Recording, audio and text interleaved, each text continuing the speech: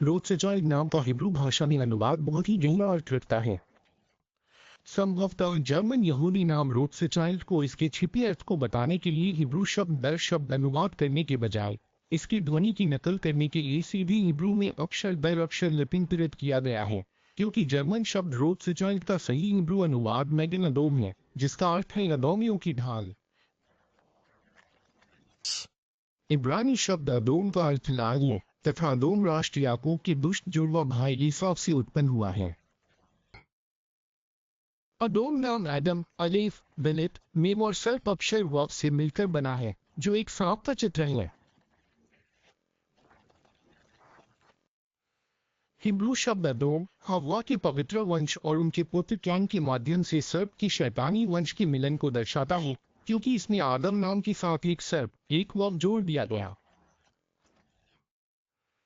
अदोम का शाब्दिक अर्थ आदम है, जो ईव भी है, तथा ईडन गार्डन में वाव का सांप भी है, जो यहूदी धर्म की गुप्त सिद्धांत को चित्रात्मक और रहस्यमय ढंग से चित्रित करता है कि अन्य जाति लोग दुष्ट सर्प और ईव की शैतानी संतान हैं।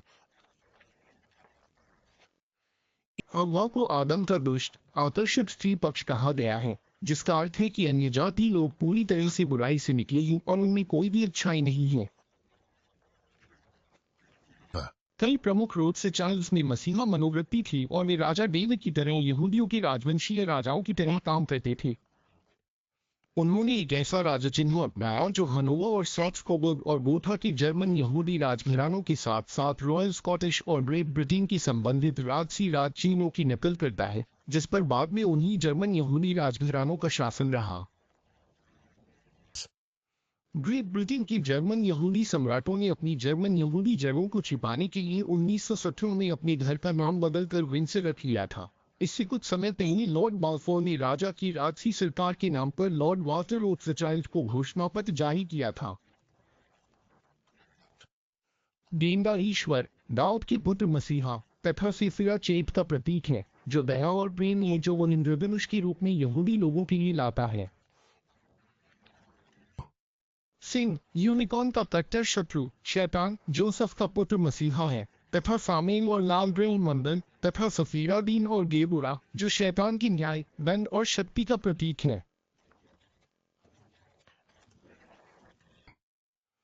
सेफिरोटिक रोथस्चाइल्ड के हथियारों की कोट में येसूट की चंद्रमा के पीछे एक लाल ढाल है, जो दो मसीहाओं का सफीरा है। इसमें बाईं ओर के बुरे पक्ष पर छूकोल वाला मदन डेविड या डेविड की ढाल भी प्रदर्शित है। ज़ायोनीवादियों ने सोलोमन की इस इस्लामी 6 नुकीली मुहर का रंग बदलकर नीला कर दिया, जिसके बारे में उनका मानना है कि यह यहूदियों को बुरी नजर से बचाता है और अन्य जातियों को नष्ट करने के लिए स्वर्ग से सामेल की भस्म करने वाली नीली आग को उन पर बरसा देता है।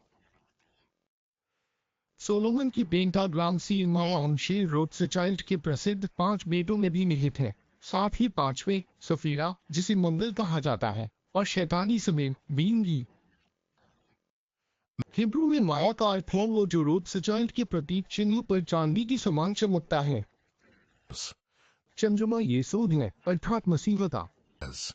ये ध्यान रखना दिलचस्प है कि ब्रिटिश लोग अपने राजा चिन्ह पर शेर को इंग्लैंड और गैंडी को स्कॉटलैंड का प्रतीक मान लेते हैं, तथा स्कॉटिश लोग अक्सर अदोम और राजा डेविड की तरह लाल बाल और सूट रंग के होते हैं।